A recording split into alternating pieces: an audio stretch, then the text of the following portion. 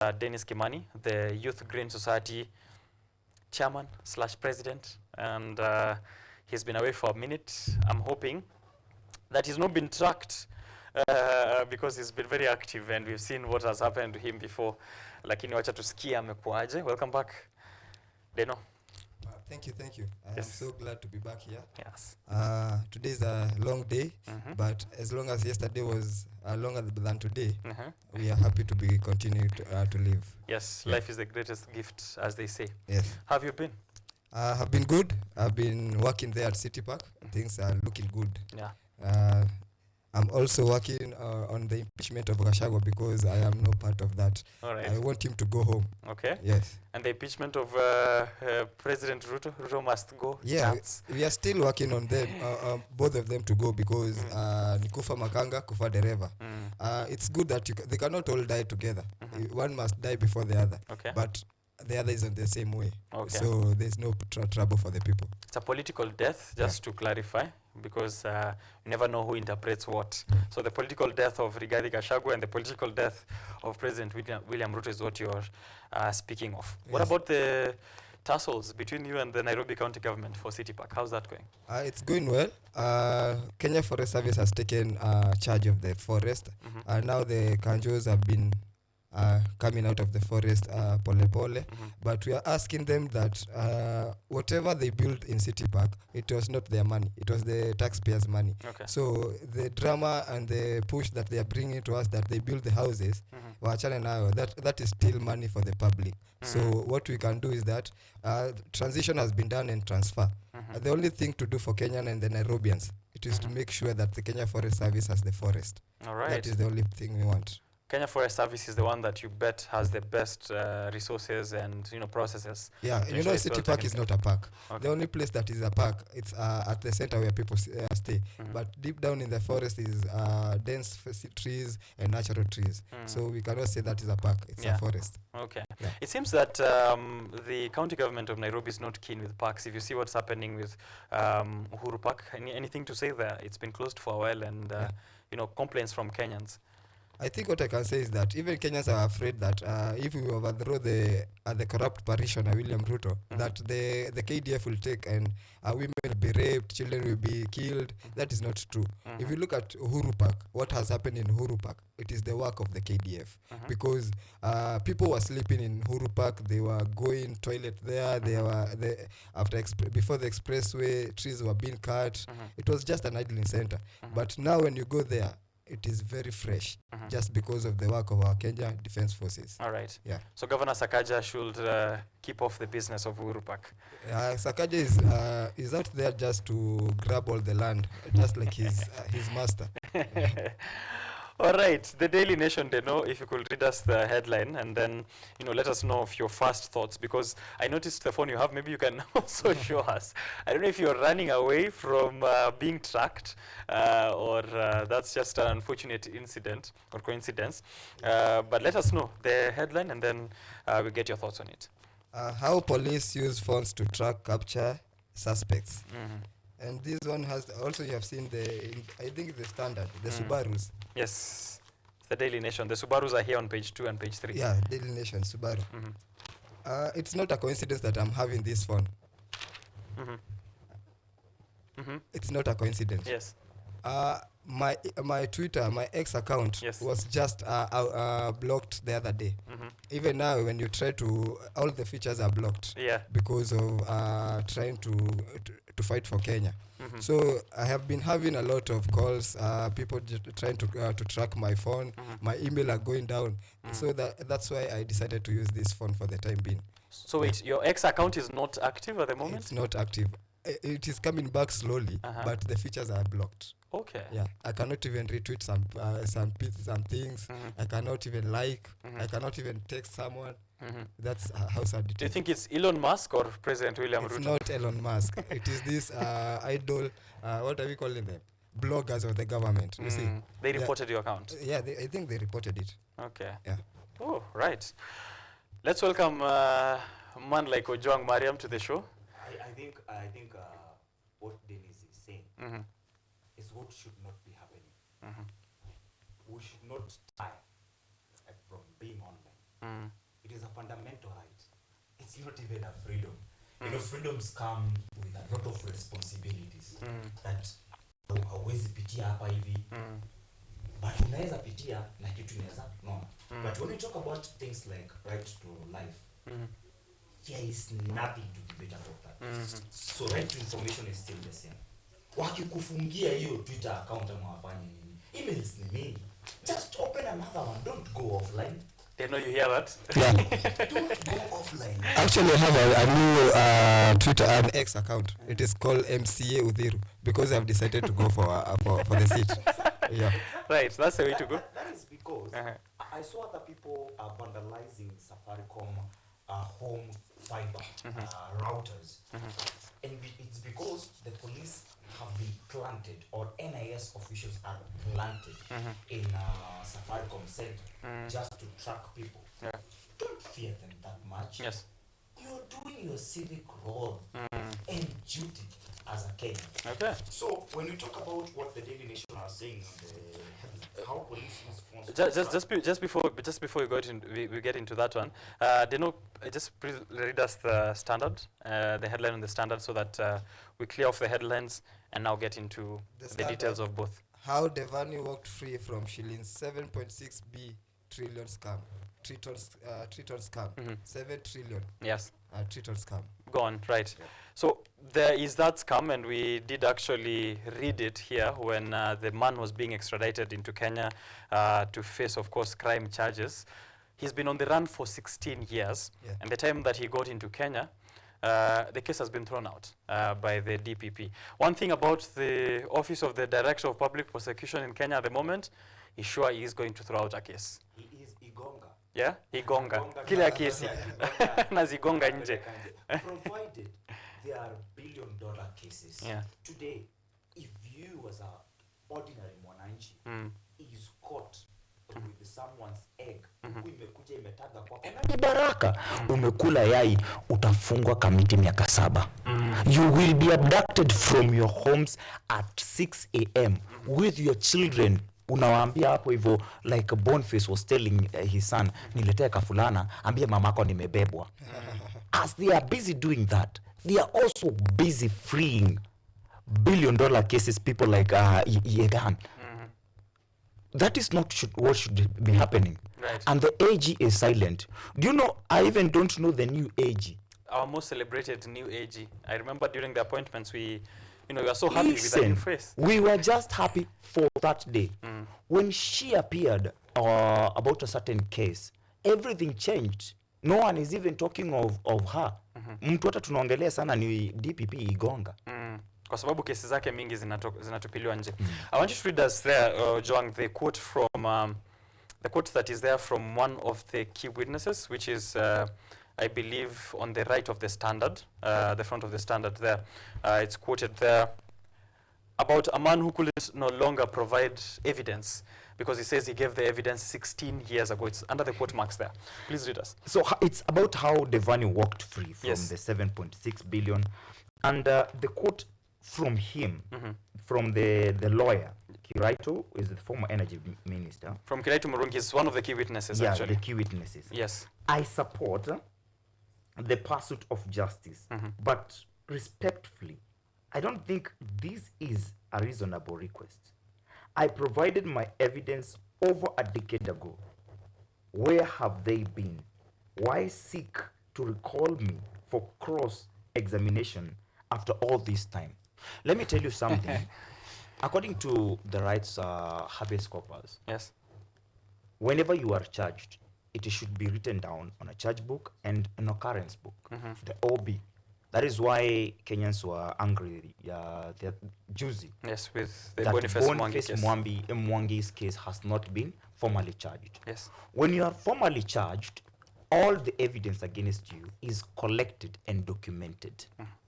So there should be no evidence missing in any given case because there will be no case. Yeah. And that way, there will be no justice. Justice should be innocent and naked. The one on pale Supreme Court wameka a young boy, of which, by the way, inafaa itolewe. Even if justice is naked, I find a naked boy. A naked boy. Pana. That should not happen. So when justice is not naked, haisaviwi. Okay. Unaona? So inaweza kuwa ako innocent huyu Devani. But how can we tell when we don't have that evidence? The man has been on the run for 16 years in the UK. Listen, we are talking about the justice system. Yes. It doesn't matter whether you are on the run or not. What matters is the evidence that is tabled before a judge or a presiding judge on that case. Yes. For him or her to be able to prove your case beyond or at least beyond reasonable doubt. Hapo ndio unaona mawakili wanaweza kutoa kwa kesi ya ati wewe ni gavana umeiba mabilioni. Wanaweza kutoa hapo kwa hiyo kesi wakitumia hiyo story ya reasonable doubt. Hatukatai huyu amefanya hizi vitu zote. But we need each and every evidence. Okay. So shida hapa hivi watu tunafaa kukashifu ni wana polisi ambao wamekuwa kihusika na hiyo kesi. Right. Over any decade given. Because wewe ukitoka ofisi unafaa unaachia huyo mwingine. Na hand over any office means you have the instructions of power. Kila kitu, kila record iko hapo. Evidence haifai kupotea. Okay. Whether we are talking about Devani or anyone else or Kiraitu Murungi himself. They know. When I saw this case, my first thought was he was actually not extradited to Kenya. Kuna watu ambao wako na interest. How you know it goes? Kuna watu ambao wako na interest. There are billions of money here lost. Tell the UK, bring the criminal over to face charges. But akifika JKIA, we receive him, take him to a house somewhere on the hill, tell him we will open the case, drop it after 2 weeks, and then we get our cut. I could be wrong. I don't know how they know you see that I think multi-billion-dollar case. It could be a play.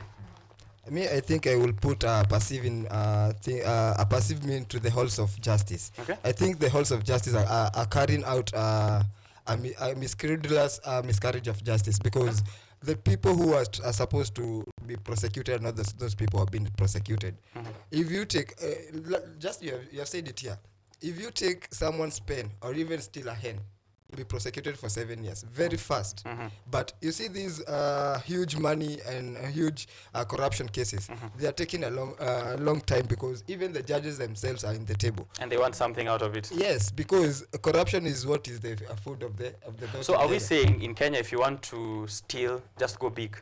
Yeah, Just go big and you will be free. No one is going for you because even yesterday, if you had a check on the Daily Nation, the faces of where Kenyan money was there. Yeah. A lot of people have money and they are spouses of the people in this government. Yes. So this money is being stolen and being taken behind doors to some people.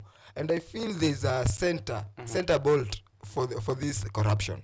There's a center bolt, and that's why you see the center bolt is not being affected. But we want to tell the center bolt, we know that your name is Will I Am Lutol.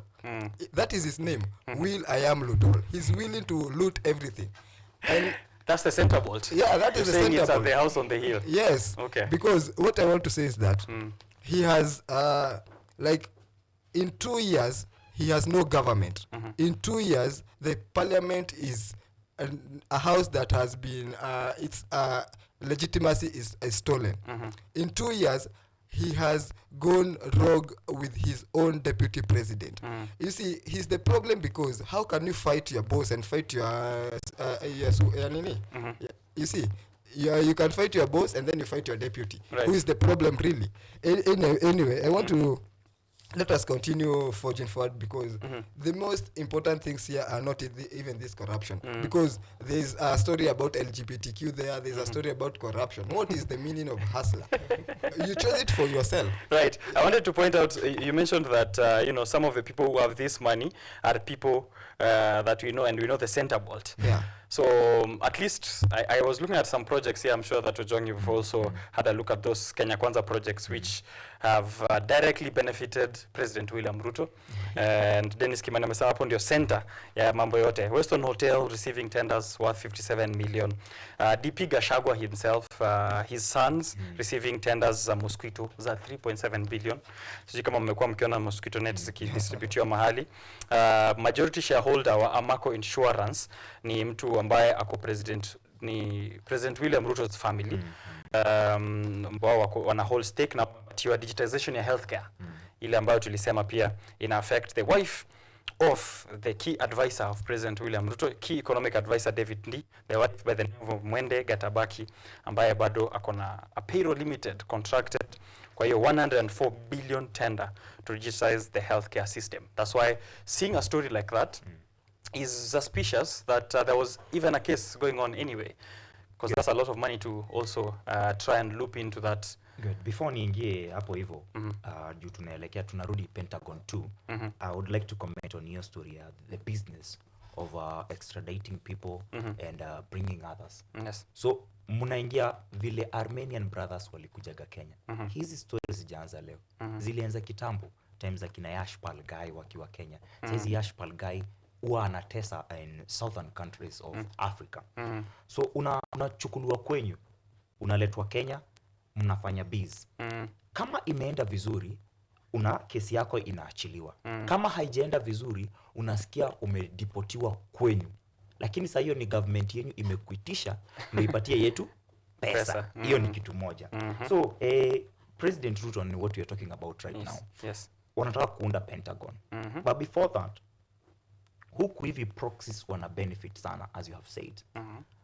Wachana na hao. NCPB ilipeana tender za bilioni kwa madam anaitwa Marian Kaitan. Yes. Huyo alikuwa ni mtu akona kesi, saizi sijajua kama imeisha, akipeleka Mythical Linturi akusema mimi ni bibi yako Gathe. You maybe have forgotten, but I'm your wife. Yes. So akapewa hiyo tender. Inatoka na bado yeye ndiye alikuwa minister or CS for agriculture. Yeah.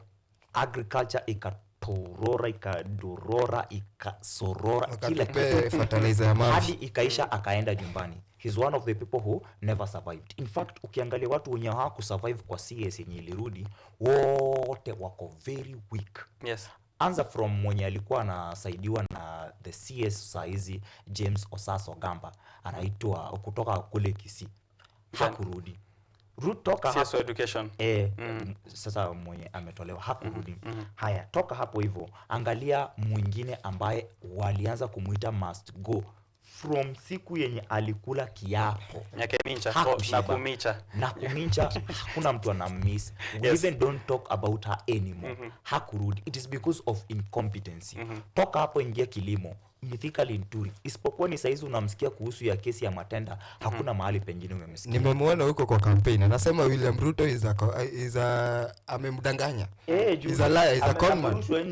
Sasa shida itaanza wisdom, itaanza kuingia pale hivyo ya mtu wetu mentality. Ati Mythical alitolewa juu yetu. Sasa toka hapo hivyo, Moses Kuria akiwa CS wa MITI, Ministry of Investments and Trade, akaweza pia kubeba matenda, anapeleka kwake. Economic advisor, yeye ha-advise mtu siku hizi. No wonder anaendelea kunaona hivyo. Na Kenya ukiangalia, unajua wanasema sura ya Kenya ni konde. Ndio maana unaangalia hapa hivyo, unaangalia ni mkonde, unaangalia Ujwang ni mkonde, wewe ni mkonde. Hapo nje kuna mtu anashinda akiambiwa everyday na Amerix unfat, akiongea wanamwandikiaga unfat. David Ndii amekuwa mwerevu zaidi. Bibi yake mwenye alikuwa anasimama gavana Kiambu akaanguka, Mary Mwende Gatabaki, akona na mabilioni. Toka hapo kuna mwingine anaitwa Nicholas Koech. Huyo sasa ni wa familia ya kina William Ruto. Huyo amebeba mabilioni 104 bilioni. Pesa za kutengeneza nini? System ya healthcare, SHIF na SHA. As that is happening, I've heard about people who have died waiting for dialysis or such things. SHIF SHA ikiwa imesema SHA. Page 12 ya? Daily Nation.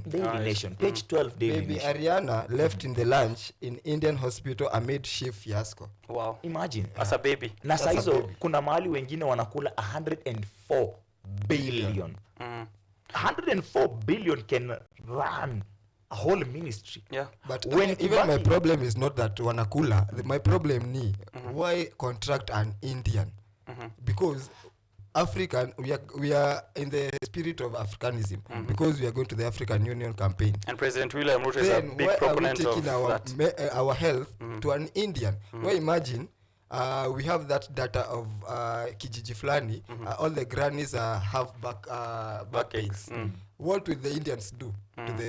What medicine will they bring? Wataleta dawa ya kufanya akae straight, ama they will bring medicine to make them go down. Ojon keeps saying that the face of Adani is Indian, but what is it to say? The face but the owner is Asian. The face is, yeah. The owner, the hands and the head ni Kenya. Okay. There are some things we must get clear. Hakuna mtu wako na shida na Wahindi.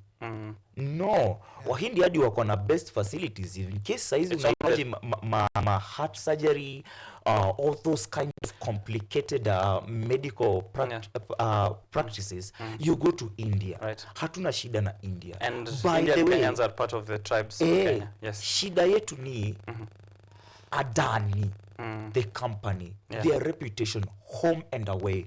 In India kuna mpaka protests za vile corruption wameharibu nchi yao. Swiss unapata account zao za over $43 billion zinafungwa, zinakuwa frozen huko Swiss juu ya corruption. Then hao ndio tunakuja tunawapatia nchi yetu. Shida hata si kuwapatia.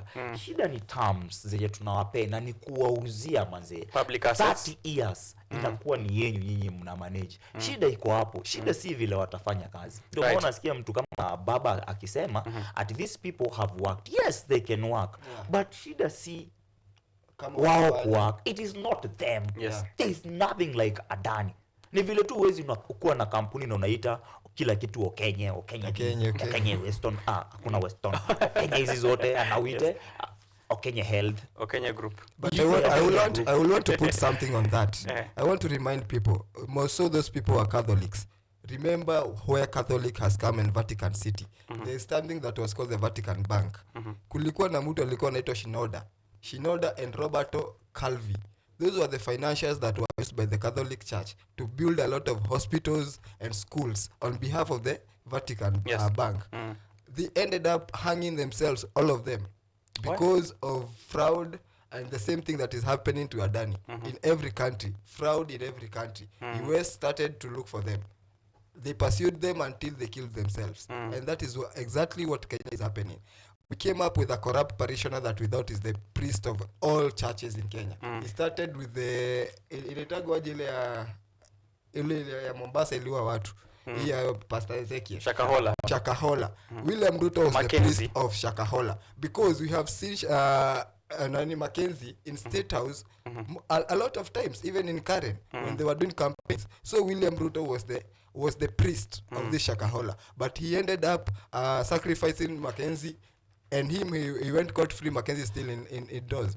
This is exactly what is going to happen. The churches is giving William Ruto all the monies. But remember, the church will go broke, people will die, people will be crucified, but William Ruto will always be court-free. There are some figures there in the case that you read from the baby in India. I saw 500K and 5M and 6M. Could you read us what those figures are there in blue? What do they represent? 500K is hospital bill, and fundraiser cash is 6 million. So the bill is 500, but they're looking for 6 million to take the child to India. Wow. You see? And SHA cannot even fix that at the moment. Because the fiasco in chief, there are still no proper mechanism for financing the healthcare. Right. Speaking of people who are in that healthcare fiasco, who was, as you said, one man umesema amekuwa akiambiwa unfat. Sisi wenye tuko kwa hii set tukikombiniwa ndio tunaweza kumfikia. Tunatoshana 2021. David Ndi. Nataka kui bring up because of that. I want us to close up on the tracking, the story about police officers and telcos colluding to track us for abduction. Someone tweeted and asked David Ndi, the last time I checked, you were abducted from a hotel in Diani, blindfolded all the way to Nairobi. I hope you guys remember that incident back in Uhuru Kenyatta's time. And he said, I have not forgotten. I'm saying it's your turn. So this is a blatant admission that these abductions are state sanctioned. Even David D is saying, yes, he was abducted, but now Ojwang, it's your turn. hata wewe kapitie. Pia mimi nilishakapitia. Sasa ni masaa yangu ya bibi kupata tenda na wewe kutrakiwa chini na ukue abducted. David zenye nakubeba. Hapo page 2 Daily Nation. Ukweli. David Ndi is an honest man. Huwa yeye unasema vile anaiona from kitambo. That's one thing at least tunafaa to accept, tukubali. So when anawafinya ama wanawafanyia kitu mbaya, anawaambiaga. The only thing hajawaambia ni ati bibi yake kona tenda ya 104 billion. Na niko sure kimfinya sana anaweza jibu. Atasema ni my turn bado. Sisi ilikuwa watani hiyo time, tukifinywa tunawaambia tusaidieni. Sasa it's your time, hata nyinyi mfinywe. Shida ni as sisi tunafinywa hatusaidi. Yet huo wakati yeye akifinywa tulikuwa tunalia, hatulali, tuko kwa barabara na huyo bibi yake muendeka tabaki. Tukilia this government, this is I stand with Ndiri. Uhuru, Justice it was you, justice for Ndi. Sahi Ndi anacheka behind locked doors. As mtoto kama Ariana analia akitafuta mamilioni 6 million na wako na 500k. Hiyo ndio pesa inapewa na nini, wanahitaji more 600 million kwenda India. Kesho ataamka David Ndi awaambie, guys listen to me, we should be honest with ourselves as a country. Let us not keep always going to India. Let us bring India to Kenya. Yes. Yes. I will make sure that it works because I have planted my wife there, Mwendeka Tabaki, with 104 billion to take care of the system. Guys, do you know how important the system is? Yes. My wife will take care of that. Aliwaomba kazi ya gavana. Badala mwende India itakuja.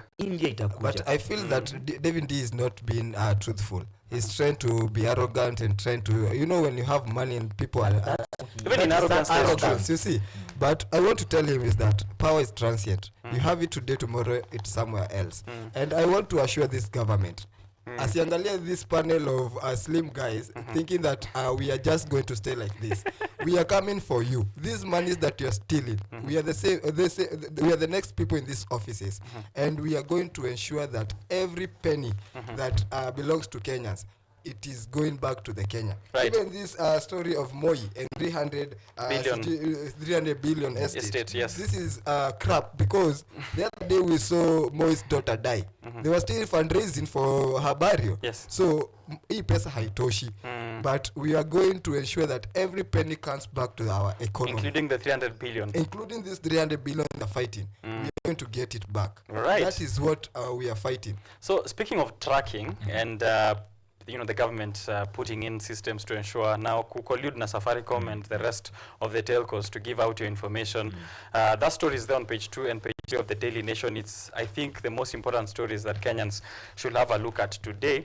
Ojang, before ujoin hapo in Mzee Deno alikuwa ametuonyesha what he is using to evade the government. The kaduda. The kaduda. But sasa shida ni hii Deno. Police are using mobile phones to track and capture suspects. Well in. Umeenda kaduda, well in. But here, I'm casting doubt on what KRA is trying to do with integrating its system to banks and telcos. Well and good.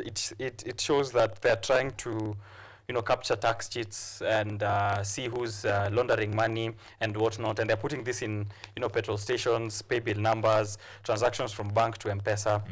Could this be another way of tracking us? It's less about the tax and more about ensuring government, including KRA, wanajua uko wapi in case wanataka kukuja. Yeah, sure. Unafanya nini, unaifanya na pesa ngapi? Sure. I can say what I know. Yeah. KRA is being used by the government together with Safaricom. They are producing a lot of data for people that government are pursuing. So I feel don't put a lot of your data. Hata kama unaweza escape easy. They are the ones. Escape aje lakini pay bill. Sijui how you can do it, but hao ndio wanatumika. Because there's no way they know I'm here in KUTV, not unless they use my Safaricom. Maybe nimelipa. They can. You see? They can know where you are Anytime. But using, bro, let me tell you one. Using unconstitutional means. Yeah. It's unconstitutional. Having NIS officers in Safaricom is unconstitutional for them just to investigate us. Having to integrate your KRA with our pay bills, our tills, our mobile phones is M-Pesa is unconstitutional. Yes. But they can. We say power is transient, but those in power at the moment still count. Sasawa. So what we can do is what Mother Karua is calling for Kenyans to do. Reject. Kwani constitution ya kazi gani? Tell them this should not be happening. Na haita happen. Lakini hii kujificha ndio haiwezekani. Oh, ficha data wapi, ficha pesa wapi? Hakuna mahali unaweza ficha. Kama wanakukujia mtu akiwa amelala 6 am, Boniface Mwangi ako na pesa na kila kitu. If they want Dennis Sai, wata walking through this studio. Watamkujia in the best university in the country. Whether kwa Kaduda ama si yako live saizi KUTV Kenya YouTube. They will know where you are. Okay. So the best thing sio sisi kuhepa, but ni kuambia whatever you're doing with KRA, trying to track our monies, our monies ndio wanataka ku track, is illegal, is unconstitutional. As if that is not enough, if you didn't know. The Hustler Fund bado pia inakuwa integrated na mambo ya paybill, na tills na your M-Pesa direct, so that they can have the power to raid design ya Fuliza. Ikiland tu hivi, ikiland ina land kama imeenda kwa Hustler Fund. I've been doing a research to test interest rate ya Hustler Fund. And what I did is on the month of September, I took 800 shillings alone, na hadi wa leo sijawahi lipa. Unasema hivyo na wanafanya walishaanza. They don't care. Okay. That is the message I want to tell Kenyans. The government doesn't care if you pay your Hustler Fund or if you don't. Oh, really? All they care about is that interest in a panda.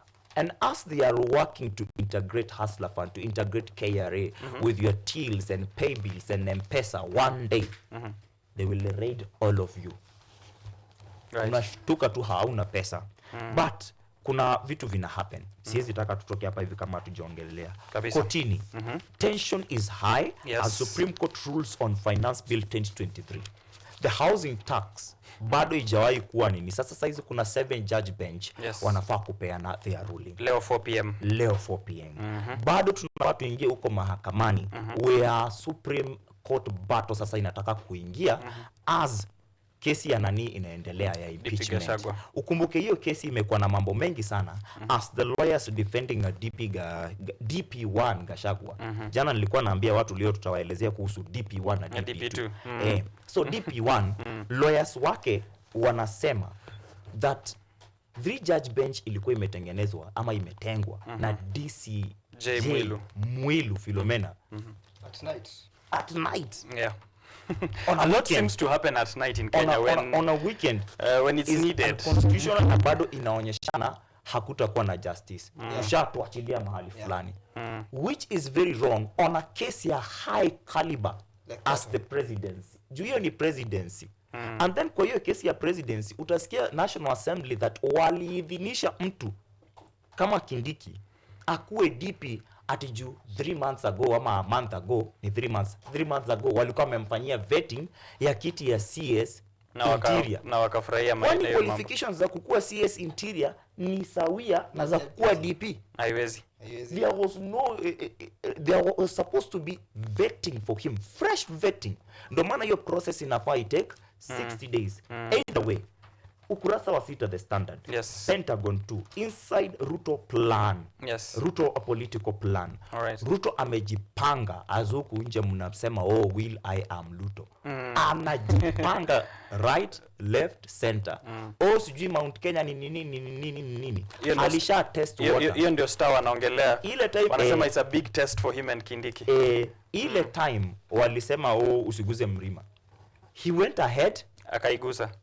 Unajua hiyo mlima ilikuwa na nywele nikipara. Akaiguza, akapapasa na akaiweka heartbreak. For the first time nilijua ugonjwa wa heartbreak. Uko na unaweza lala hosi juu yake. What I can say is that kweli kwa sababu DP Gachagua alilala hospitali over. Usicheze na hiyo kitu bwana. Lakini bado anajipanga kidogo deno anajipanga. This is what he's doing. They want to give the interior CS to ODM. So ODM inakuwa iko na government. Wako na interior, wako na treasury, through Mbadi. Speaker. Wakue speaker wanataka pia. Wetangula ameambiwa sasa anagundua. Ni masaa ya kwenda nyumbani. Ni masaa yake. So wanachukua National Assembly. All Ruto needs to do is to be a president. A president is a political figure. The head of government. Na niliwahi waambia kutoka ile siku yenye ilionekana pass card yake. Unaona venye yako inatokea ikiwa na media. Ya baba huko nje inakuwaga imeandikwa head of government. He is the head of government. And that's why I wanted to say that now that Baba has his own government, this in Kenya. Unajua Ruto si president. Ruto tulimtoa June 25th. And if we continue with this show, Google for me October 20 just write June 25th 2024 and tell me what happened to Kenya. Something that has never happened in the world. Right. Something that was a curtain raiser for Bangladesh. But the only thing that we did, we never finished Kumalo. I wish we did it. And William Ruto now is just under the armpits of Raila Odinga. And this is the government of Raila Odinga. That's why they are taking 1 trillion shillings for the campaign of AU. But I'm just raising, Raila is in his worst manners, because if he supported Adani, hata kama walipatana 2010, it does not mean Adani throughout the time imekuwa sawa. There's something that he, as a man and the eldest person in Kenya now in politics, angesema this Adani has brought a lot of uprolls, wacha tuiangalie for a longer time, to due diligence ndio tuone Adani imefikisha wapi. But I think the reason that Raila Odinga supports the Adani deal is because the ministry, as you said, the ministry that is in charge of that co-headed by his own person for the AU. But Raila is a filthy rich man, old man that is filthy rich. Kama anapenda Kenya, let him even use some of his billions for only one time. for once atumie pesa yake. Atumie pesa yake. Haitoshi clearly, as you said, even the 300 billion empire watu bado wana fundraise. Bado watu wanapanda. When it's up wako na mashida, so but you see, JKIA is a customs union place of the East African community. That is the free trade area. If we cannot manage JKIA as a Eastern African, because Odinga is a representative of EAC. If we cannot manage JKIA, what are we going to manage in Africa? You see, these are the pointers that Raila Odinga should see. We love him. Me have voted for him twice, because I have seen him as a Pan-Africanist. But where he's taking us, he could have at least let us see William Ruto fly with that jet from Adani to India and never coming back to Kenya, because he's the cause of this death. If you look at these new Subarus, let us ask ourselves, this is Mukuru. Where are these children? Even now, the children are still being found. This is Subaru boss. This guy was not elected anywhere in Kenya. Anaitwaje Faruk Kibet. Kibet ya Ruto. He was not elected anywhere, but he has more than 50 Subarus to abduct Kenyans. Kenyans that are fighting for their lives. Kenyans that are fighting for easier varsity education. I think we need to have Subaru as a company also to come out and also let us know. Yes, and you know, because this is becoming such a trend to a point where mimi mwenyewe sizitaka kukuwa na Subaru. Now it's that's associated to what is happening there. Now that's the standard of Kenya. The saddest thing is that even the Daily Nation have talked about the same thing. To how families struggle with grief as abductions and murder surge. Sikia vile wanasema. Yeah. Public mortuaries in Thika and Nairobi want to dispose 201 unclaimed bodies dropped off by police. So unachukuliwa umeuliwa upande fulani, wanasema wewe ni victim of accident. Accident na uko na bunduki, na uko na risasi kwa mwili. Wengine hata walikuwa na Colgate. Imagine. According to former CJ Maraga task force report, merger of security agencies has led to failure in maintaining public safety. Kwa nini? That cannot happen when our police kazi yao kubwa ile wanaweza fanya ni kuabduct watu. Saa hizi msichana kwa jina Maverick Aoko, Wakenya wamefanya due diligence and they know where she is. She's held at the Department of Justice or Defense. Not by police, a DOD. Not under police or someone in police in uniform, official, ama stamp, mwenye tunaweza put a name to. But from someone who works behind the scene, Faruk Kibet. Yes. Huyo ni mwanadada. Anatesekea hapo hivyo. kitu ningetaka kuambia Wakenya, the same way David Ndia alisema ya kwamba ilikuwa sisi, wacheni saa tulie. Kesho inaweza kuwa wewe. Yeah. True. No one is immune from mambo ya police abduction. But sasa imefika mahali imekuwa so normalized that we still go on with our day. These things started during the protest. Zinaisha. Watu wakapotea. No. Haziishi. Zinaisha, sikiza. Mimi naweza sema haziishi. Jana upande wa Chukameru, Yes. the students went on protest. Polisi walikuja and they overpowered them. Kenyans are more than 50 million, and one police officer is in charge of maintaining law and order to an estimate of 1,000 people. Mtu mmoja, huyo mtu mmoja mpe mpaka G3, mpe Kalashnikov, mpe general purpose machine gun with a semi carobuster. Hawezi maliza watu 1,000. Hawezi. So ipo siku lakini saa hizi mahali tuko, call them out, do what you can. Kuna wale wako na nguvu, kama mimi sina nguvu ya kwenda kupiga polisi, lakini hata niko na nguvu ya kukuambia wewe polisi kama binadamu, whatever you are doing is not humane. Unajua mahali inasema that it's become so normalized. I don't know where we are going to get the turn back, kwa sababu even in the videos we see online, when someone is being abducted, which has become such a norm, watu wanaendelea tu na shughuli zao za siku. Unaona tu watu wanatembea kando, mtu anashikiliwa. Hata wewe, you had a video from Kahawa West some time back. Ina change. For example, hiyo video ya Kahawa West, anaitwa Kevin Tall mwenye alikuwa na abductiwa. At least those women wenye wanapigwa na watu online juu walipiga nduru, walifanya kitu. Walipiga nduru and they did the video. That video was not taken by me. Huyo mama mwenye alikuwa anapiga nduru alinitumia saa hiyo na tukaweka mtandaoni, na nikaanza saa hiyo ku call out Rosambo MP Mwafrika, na kijana akaachiliwa. We continued hiyo kitu, mimi nikifanya kwetu, wewe ufanye kwetu, wewe mwingine afanye kwao. We will stop these things eventually. Sure. I remember, when you had a scuffle with police officers in Nairobi CBD, what helped you was exactly what Ojwang is saying, which is journalists were recording, but you went missing for a while, na ambayo ilitupatia hofu kidogo, tukidhani pia wamekushika ama wamekutrack na wakakuficha. Do you think that us constantly calling them out is going to help us come out of, because it's become so normalized now? I feel what our parents felt during the Moi era, which was watu wana disappear, wakirudi wameumia, ama hawarudi. I will just say that with a statement. Revolution is not just a piece of apple that falls when it is ripe. You have to make it fall. Okay. Not unless we make this regime go home. They are willing to ensure that we are upside down. Aoko has done a lot of good stuff.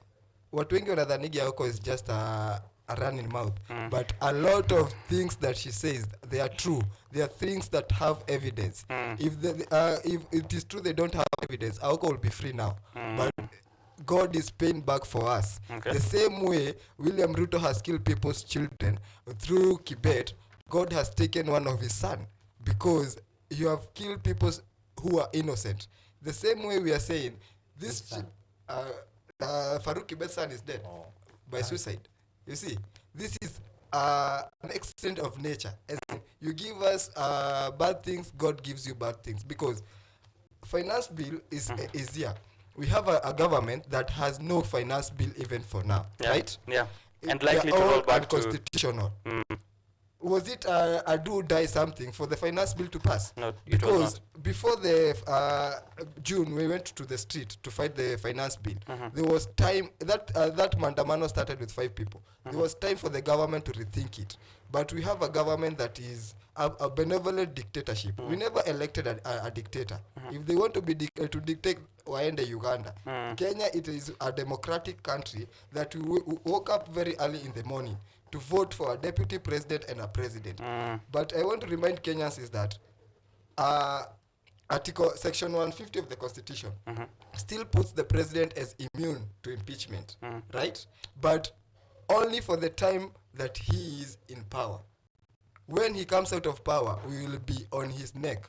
he will have to pay for every damage he has done to Kenyans, for every penny he has stolen, and everything that he has ensured has hurt our people. Right, just to correct it, he's not immune to impeachment, he's immune to being charged or being arraigned in courts.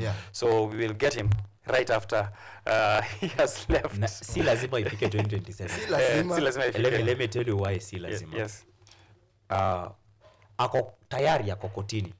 President Ruto is registered as a respondent in the impeachment case of DP Gachagua. Inaanzaga hapo. Yes. Unataka kuniambia kwa hiyo bunge ambayo iko na wabunge more than 300 wameketi, 290 wa kuchaguliwa, 47 county women rep na kumekosa mmoja tu atapeleka mswada bungeni wa kusema rais wetu anafaa kuimpichiwa. That's what is needed to happen. Na tuanze hapo hiyo. Rolling the stone. Koti alishajipeleka. Ako mahali kuna jina lake.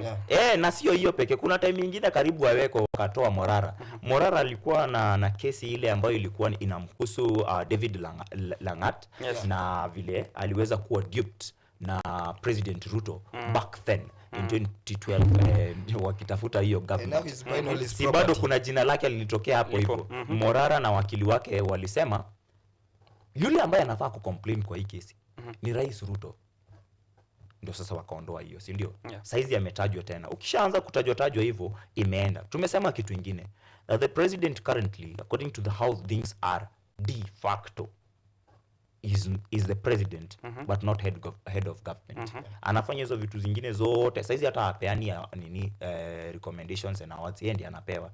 Juzi ametoka kupewa na lifetime achievement. Lifetime achievement. Na yeye ndiye anapewa. The president should be giving these recognitions. Awards, yes. Yeah. So itawezekana. Saizi Mount Kenya imeanza kurevote. Yes. Mount Kenya imeanza kurevote. Wakasema nani amepotelea US?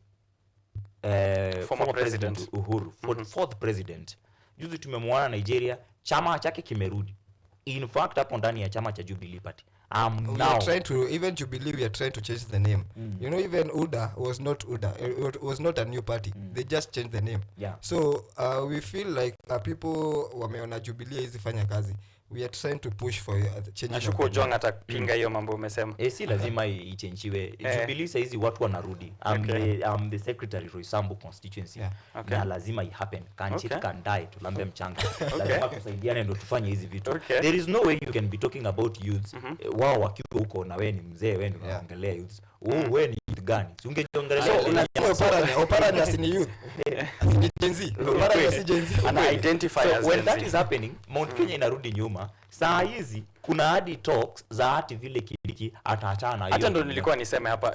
The Star, maybe they can show us as well as we pick it up ndo tushikanisha hiyo story. Kindiki's big test to mobilize restive Gema behind Ruto. So you're saying this is a plan that is dead on arrival? Hawezi. Professor Kithure Kindiki ni mwerevu. One thing tukubaliane. Ni mwerevu. Ujinga ambao Wakenya wanaona umefanywa juu si yeye anafanya kazi. Foolishness. He is not the CS interior, he is not the DP, yeye bado ni wakili wa mtu. Hiyo ndo shida yake. My lawyer. Na ikifika hapo hivyo anaweza sema ni sawa. Nikiangalia miaka yangu niko na mileage. So wacha niondokee hiyo yote. Anaweza ondokea hiyo yote. Kwake bado kwao kuna waka.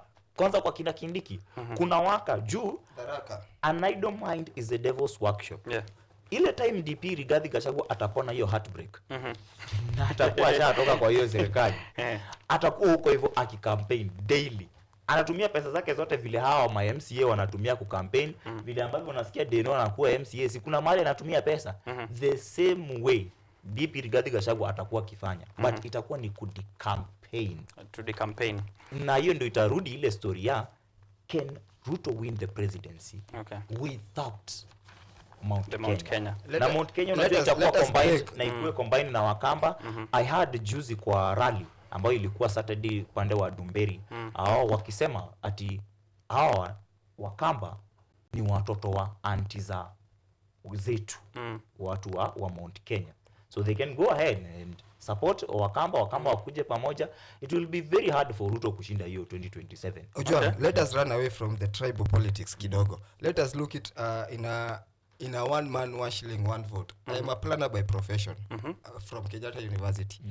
The best in the world. The best Yeah, university. the best university in the world. Congratulations, Ileona. Let us take a scenario of, I won't even take a Mount Kenya town. I will take Kitui. Okay. Kitui ama hata Kajiado. There's Kajiado and Kaputei. Kaputei is a center in Kajiado. And then we have Narok, Kajiado town. You want to tell me people who are in interior of Kaputei are the same population in the town? In terms of numbers. not the same. No, no. It's not the Definitely same. not. One man, 1 shilling, 1 vote. It's not a block for the Mount Kenya. I can tell you with no fear of contradiction. It is a formula to help those people, those cities that have a lot of people. What I'm saying is that you'll find a Kajiado town has a lot of people. Ukiangalisha na Kaputei. So the MP for Kajiado should not get the same amount to the person with Kaputei, because Kaputei, they don't need roads, they don't need water, they don't need electricity, traffic, lights. You see, but people who are the centers where people are many, they need this facility. Okay. And that is where we lose it, because we ensure that this 1 man, 1 shilling, 1 vote to leave blockage as it is a mountain thing. Yeah. No, it isn't. But the man who was behind it says he akona heartbreak. So how's that going to go? He's not the one who is behind it. Actually, that's why I'm happy about his lose, because he was the first person who fought it. If you remember, in the Uhuru Kenyatta regime, Gachagua was an MP. Yes. And he was always on rallies with William Ruto fighting Uhuru Kenyatta. I even remember him telling Uhuru Kenyatta, usiniue kama baba yako venye aliua JM Karaoke. Is that a word that you can tell someone who you want to help you now? Not so really. whatever Gachagua is going, and I am happy that he might go home anytime soon. Okay. I want to remind you, people are fearing that Kindiki must be the next deputy president, but he was the favorite. Even before they picked Gachagua. Yeah, even before they picked Gachagua, MPs had already voted for Kindiki to be the DP, right? Gachagua used his money and his Githori to ensure that Githori is Kifua. Githori neke. Kifua. He used his Kifua. Githori ni kifua. Yeah, Okay. he used his chest to ensure that he's the next deputy president. Yeah. He even walked out of the meeting, and that's how he was. He became A favorite. A favorite. Okay. There was even a time in that meeting he said, then if I'm not going to be the deputy, kukuwe na deputy president wawili. Where the hell in the constitution is written? Right. So, just to finalize what you were saying there, umesema political journey ya Gachagua will be... It is dead there. I have seen Okay. it there. It is going to die today. And I will be happy because it will create a loophole in the presidency of William Ruto. Okay. As John has said, William Ruto is a respondent. there's going to be a loophole for sure. Yeah, let us create that loophole. Because the only thing that Gen Zs can do, IMF is telling Kenyans, ensure that you seal the loopholes and create jobs for Gen Zs. Where are the jobs? We have no jobs. You see, that is the most evident that things we want. So, watch Gachagua aende home so that this person can be forced to dissolve this parliament, and if he does not dissolve parliament, he's going He home has with to go his home Gachagua. himself. Yes. Okay. So let me do a wrap of some of the stories tumeangalilia, alafu ndio tuweze kupick zingine.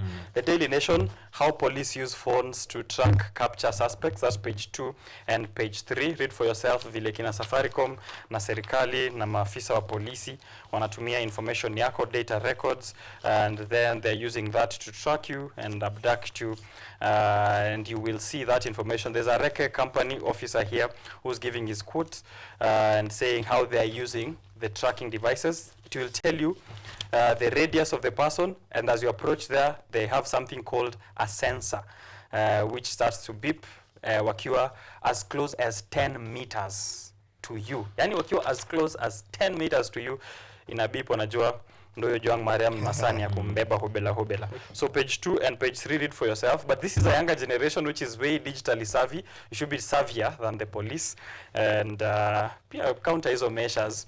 AI, tumia AI mfanya mambo yenu pale. Polisi inatumia kina Osama for 2 million. But I bet they have advanced systems. It's just that they don't. And I doubt if they are their systems to begin with, probably imported from elsewhere. We know who runs our finance bills, but that's a story for another day. Page 2 and page 3, that's why you read it. Page 4 and page 5, Moi's keen battle over 300 billion empire. I don't know what to say there. Page 8, President William Ruto says stop propaganda. Anaambia watu wako kwa hii panel. Wacheni propaganda. Anaambia government critics, stop propaganda.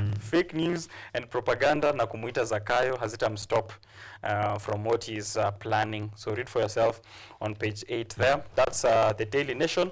The Business Daily, we had a look at KRA, which has already started integrating their system with telcos and banks. So pia mwangalie mambo yenu. And then the Star is Kindiki's big test, whether he will be able to mobilize the Mount Kenya region behind Ruto. He will not. There's a wave. Wanasema he will not. Unajua? Naona tunafunga zaidi. Kindiki will not. Hiyo ni one thing I can tell you for a fact. Kitu cha pili, Kenyans should now shun and stop mambo ya kulilia mtu wetu. After 25th June, it was clear that the parliament is not parliament. Juishachomeka. It has no legitimacy. It's a machinery, si ndio inatumika. And it was clear that we want to clean that system. Na ikiwezekana hata government ikuwe ingine.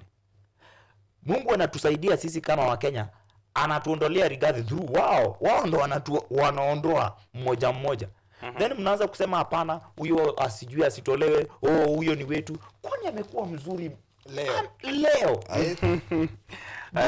Leo aje. During the protests and demonstrations of Finance Act 2023, he said nothing. That he did not say nothing. Listen, that brought forth the housing tax yenye leo itakuwa inapeano ruling on. Alikuwa anaamka mapema. He was the CS by deja. Unaona venye sasa Kindiki ndo by de facto yeye ndio nini DP. Huo wakati hatuko hata tunasikia Kindiki. DP Rigathi Gachagua ndo alikuwaga anaamka 6 am na anatupostia X au Twitter. Niko mtaa kujeni. It's 5 am. Wakati huo bado ndo alikuwa anasema nimeweka mitego ya panya kila sekta ya hii State House. Kwanza hata manze ameka traps kila mahali. Yeye ni wa kwanza. Mapasa kuambia Mungu asante. The prayer should be so pambane na hiyo heartbreak yake huko. Si ndio? Haituhusu. Okay. Unafaa kujali. Hii shift na sha system itawork lini? NHIF. Ama ni nani atawahi kuja aiondoe? Mnafaa kujali that KIPSEA, the assessment ya Kenya Primary Schools assessment inaendelea na kwingine bado kuna uneasiness, watu wanaumia, watu hawasomi huko. Wanafanyia exam chini ya muti. Hii kitu ni one time thing. Mnafaa kuwa mna worry how bottom up plan turned into top up mission. Hiyo ndo inakuhusu wewe. Top up mission. Yao ya kuongezea. Hizo ndo vitu zinakuhusu. Vile ambavyo wanasema kuhusu the rebirth of Pentagon inside Ruto's push to form new alliances. Haifai kukuhusu, bora kwa hati yako unajua. Ruto teseke kwa mkono ya mtu mwingine, lakini sio ya Ruto. Kweli kabisa. Tayari ushateseka hapo hivyo 15 years. Tuko sai 12 years. Ruto has been there since 2012. But I feel that watu wanaogopa Ruto na anakaa mtu worried. I think the only man that you cannot play with, and I want to beg him today, if you ever have a chance to listen to this video, please Baba Raila Odinga, tunakupenda sana. Tulete IBC. Hatutakia watu wamalize. Sema tu your statement moja leo, IBC for miwe. And every person in this Kenya will be very very happy. Okay. Na zile 3 million emails tumetuma huko EU ndio wasipate, tuta retrieve. At least tuanze kutuma mzuri. For a fact, IEBC must be there, whether Baba anasema ama asemi. Sisi tushasema IEBC must be there. Okay. And from what I've heard from Kenyans, naingiaga huko nasikiza hao mama mboga, nasikiza hao watu wote naleta in public domain. Vile ambavyo wanasema ni they don't care nani ndo chairman wa IEBC.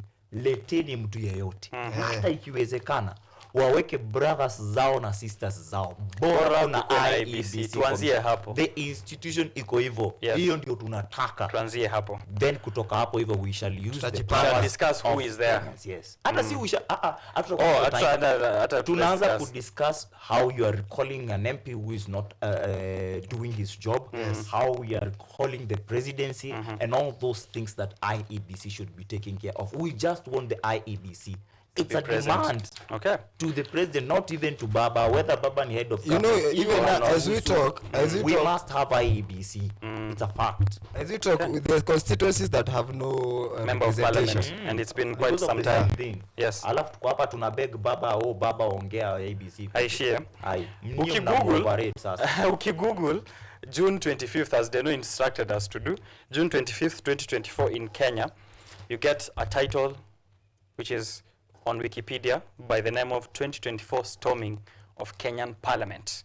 The date 25th June, location Parliament Building, Nairobi, Kenya, caused by passing of the Kenyan Finance Bill 2024 by the Parliament of Kenya, resulted in bill vetoed by President Ruto. So that's what happened, the invasion, which goes down in history as one of the most unprecedented activities in the Republic. And a win for the people. And a win for the people, that's for sure. That should give us more hope. Yes. And a curtain raiser for Bangladesh. Kenyans to know that there is hope and they can do it. That time, all the MPs, most of them, they were cowards. They were cowards. They voted for the bill twice, during the first reading and second reading. But Kenyans were still saying no, no, no. Yeah. The president was to assent that bill. And that night, he was supposed to do that, niyo bado ya 25th June. The night he called Kenyan youths and the Gen Z millennials, akawaita treasoners. Criminals. Bado hiyo bill yenye IMF had choked down our throats, ilikuwa hapa hivi esophagus yangu haipiti.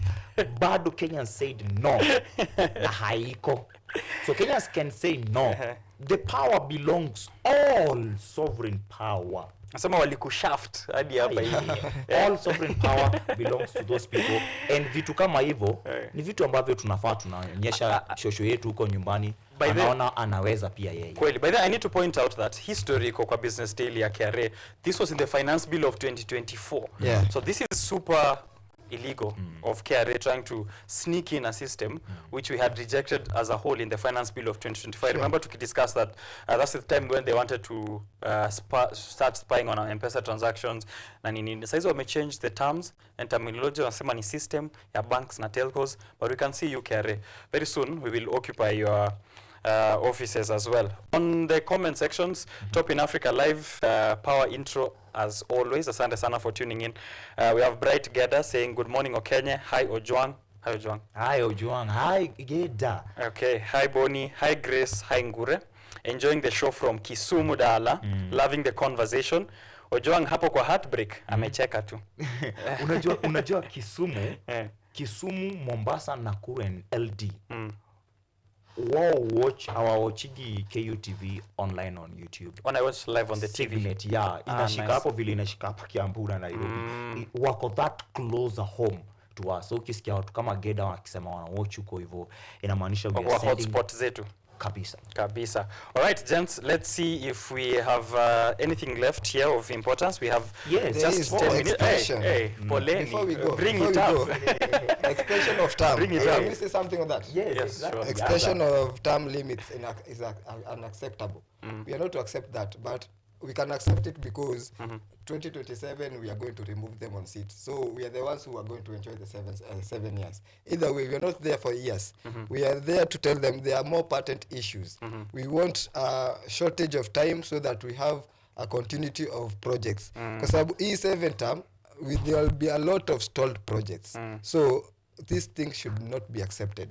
Ojwang last week alituambia hata tusiwahi fikiria kuhusu hizo stories za term extension because it will be brought to us finally. If they take it to parliament, they'll bring it to us, and we know how that goes. However, there's a problem because we have no IEBC to register new voters, to register new people to ensure that the vote is done, and I'm sure that is still in their game plan. Na sio hiyo pekee. We have no IEBC.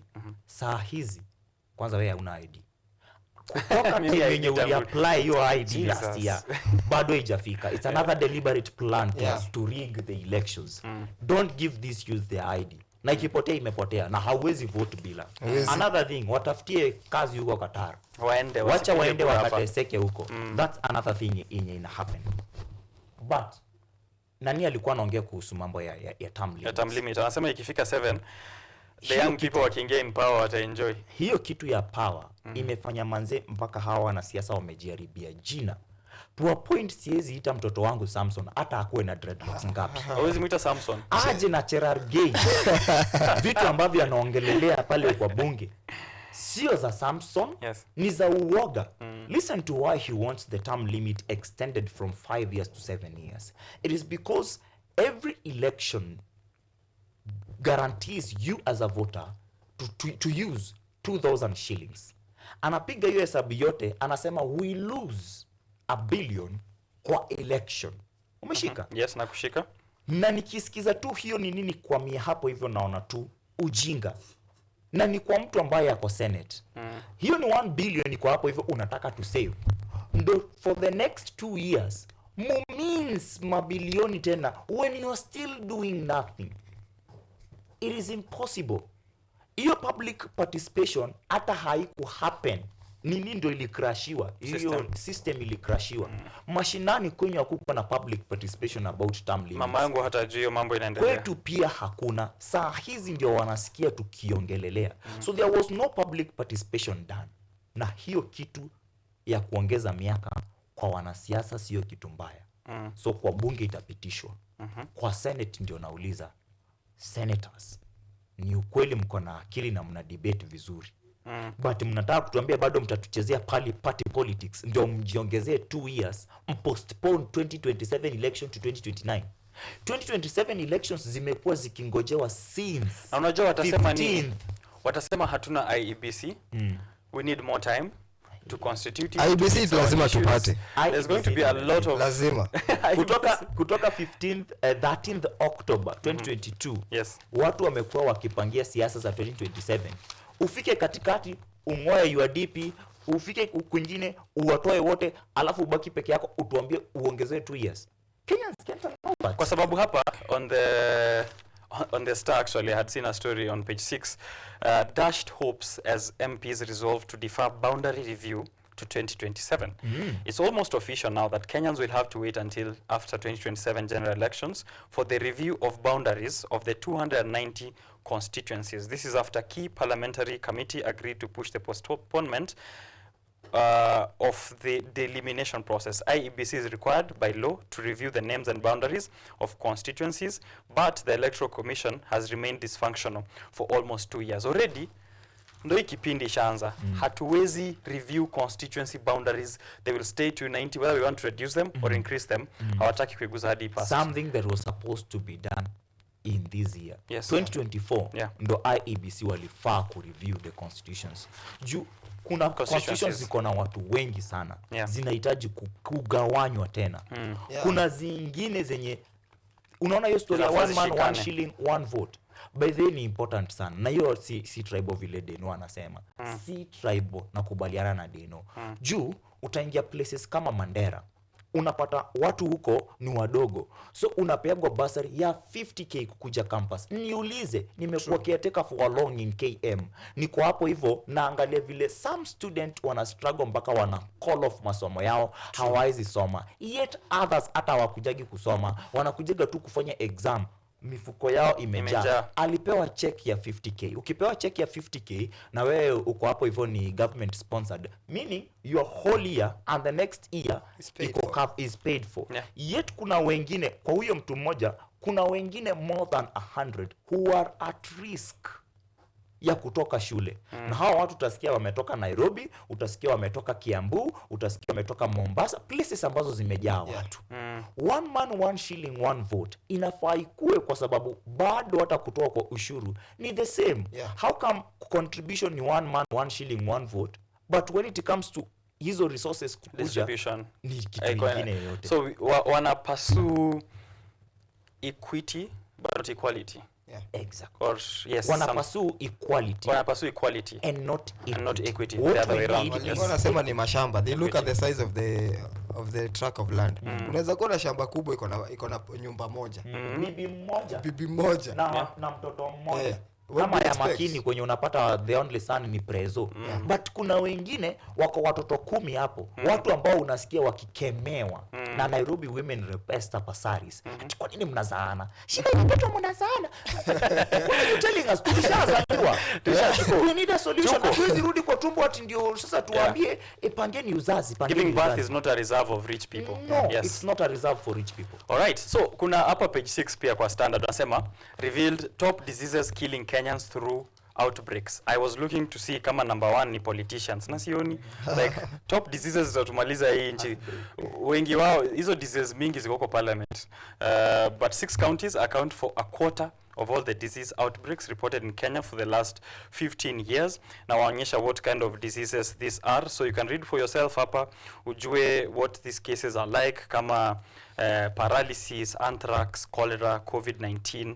COVID-19 has risen up to become a very big one, yeah. So we have there malaria, measles, malaria ambayo tunafaa kudistributiwa mosquito nets zenye zimepatiwa rigiji. tender na rigiji's kids, we are waiting for that. Kuna dengue fever or dengue fever as it's called in other places. So kabla niwarushie kwa sababu I know your last remarks are going to be at this point, na najua mko na very serious stories to bring up. So when I come back to you guys, please do one story that we might have left na ufanye your wrap up at the same time. Let me read something interesting on the Star. Na nilikuwa nauliza if this conversation is finally at our doorstep. Nikaambiwa na my producer Rana Ngure kwamba ajui, haoni. Lakini iko page 2, ukifungua tu the Star. Rainbow colors is what you see on the second page. Yeah? Second page of the Star ukifungua naona hiyo rainbow kwanza iko kwa ski mask. Yeah, so the conversation is here. It's time we see. Na unajua Bill Gates ameongelewa recently. Sijui kama anyway. I'm not saying anything about anyone. So, this is actually a very sad story though.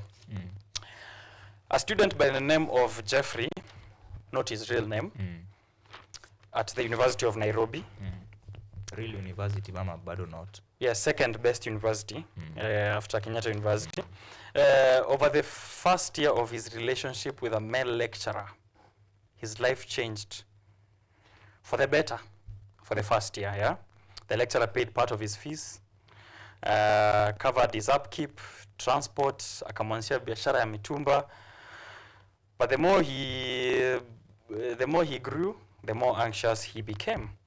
So what began, I'm just quoting the Star, maze, msiniambie sijui nimesema nini. What began as a simple anal interaction developed into a grown wart. So he got sick. Warts, unajua warts? Unajua warts waze? Vidonda fulani. Inflammation fulani, kidendo fulani kipimbo kikubwa hivi, ya? Ikakuwa inflamed and caused him discomfort, and eventually he got really sick. So what he has is called herpes simplex and hemorrhagic warts. So this has brought a very big conversation.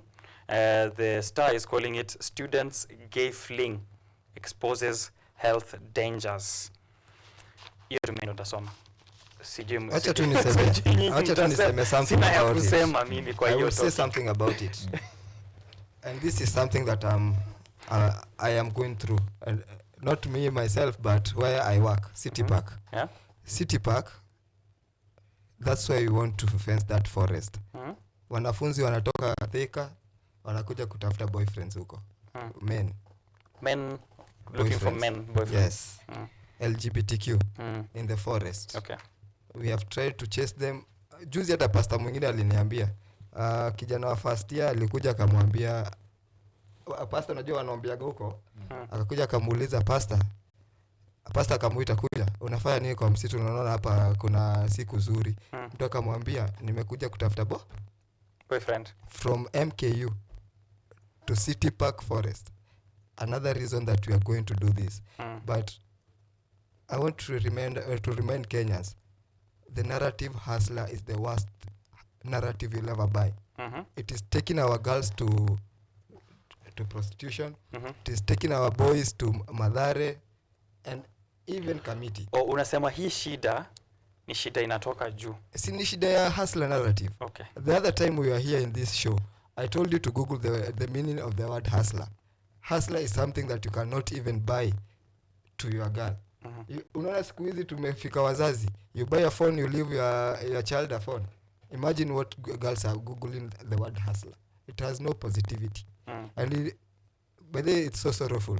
Seeing people atukienda City Park when ni garden unaenda kuangalia mtego wa panya. And actually that scenery ilikuwa ito mtego wa panya. There is where those people are. Okay. Yeah. All right. Thank you Deno for that.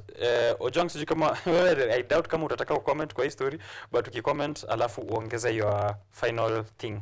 Yes. Kenya imezoea kujifanya inajua kucheza safe sana. Tunataka tukule east, tunataka tukule west. We are being controlled by US na kina white UK. Na bado tunataka kuingia BRICS. Haya mambo yanagonga mwamba. Yeah. Kenya's BRICS bid in limbo amid Nairobi's falling policy missteps. Ooh. The country's tendency to quote both the West and East in recent years has led to isolation amid distrust by regional peers and global partners. Kwa hustler vile Deno anasema sio kitu mbaya. But the hustler mwenye mnapea hiyo jina mpaka anaweza fika mahali aanze ku trademark vile wengine wali trademark Bazoo. Hustler in thief, hustler in chief. Hiyo ndo shida. Hustler in chief. Hiyo ndo shida. That you are hustling so much, wataka uhustle west. We are not hustlers. I refuse to buy that. Oh, that's the hustling that has brought us to where now hizo organizations they can't even determine where we are at. Yes. So sahi that bid iko in limbo. Okay. Once tumeingia in BRICS, it means that US dollar itaanza ku lose, meaning tuko ndani hatujui kama tuko side ya Russia ama tuko side ya US ama side ya US. But either way bado tunakuwa controlled. Yeah. Kwani hatuwezi kaa hata tuseme tukae kivyetu, tukue tu ni EAC. Saa hizi inaitwa Senegal. Shika hii ukimaliza hapo nataka unisomee in 30 seconds the final quote. Go on. Saa hizi Senegal. Yes. Wanajiproducea vitu zao. Yeah. Yet na the French government bado wanawapiga. Sawa? Yes. So tufikirie vile tusihaso hii design. Yes. Tutafute pesa lakini tusikue wa roho. Okay. Now the quote ni ya Rosa Lois Mark. Unaweza mispronounce tu hata wao usema zetu venye wanataka. Kwanza wanasema umeisikia wakisema Omanyala Omanyala na kipia Omanyala. They don't even know. So lakini huyu ni Rosa, she's an American activist, anasema you must never be fearful about what you are doing when it is right. Okay. It's a clarion call to all Kenyans. Okay. Whether you are a youth or old. And also for the students who are doing exams. Okay. Hakuna mwa Kenya. Okay. Wapite mtihani. Sawa. Gents, that's it for us here today. Asante sana. Asante Deno. Asante Ojwang. That's been very fruitful conversation. I'm actually going to rewatch this because there's a lot that has been said and we're looking forward to the developments and coming back here next Tuesday. I'll close with my current read, which is Other People's Money. This is the book I've been reading for a better part of this year. I'm yet to be done with it. I read around 2 books a year, so this is my second book. I'm a very slow reader. I hope to improve next year. Other People's Money by John Kay. The introduction chapter is called Far Too Much of a Good Thing. And this is the quote. In the city, they sell and buy, and nobody ever asks them why. But since it contents them to buy and sell, God forgive them, they might as well. In the city, they sell and buy, and nobody ever asks them why. But since it contents them to buy and sell, God forgive them, they might as well. I want you to replace the city with, in Kenya Kwanza, they sell and buy, and nobody ever asks them why. But since it contents them to buy and sell, God forgive